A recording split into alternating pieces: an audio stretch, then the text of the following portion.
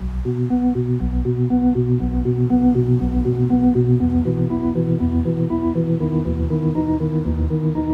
grew up going to church, and my idea of Christianity and following Jesus was pretty simple.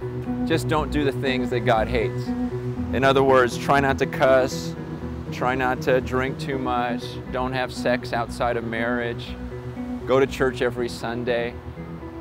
My view of God and following Him was pretty narrow, and things began to change when I started reading the Bible for myself. And I'd read the way that God would describe Himself. And I'd get these images of God where I'd go, no way, no one ever told me how huge He was.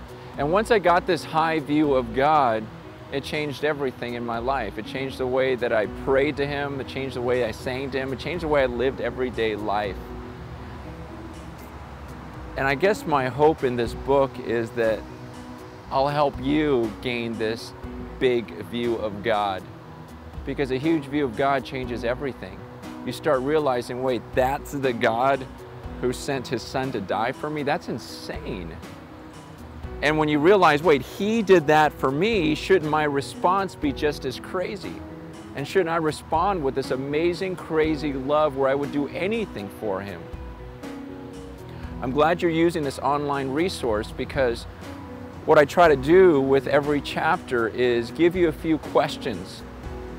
Just questions that I'm going to ask that will get you to probe into your life to evaluate, am I showing God this type of crazy love that I ought to be showing Him? Because my hope is that this is more than just reading a book, but it would actually be an experience. And I'd like to take you on this journey where we have a higher view of God and it causes a greater response toward Him.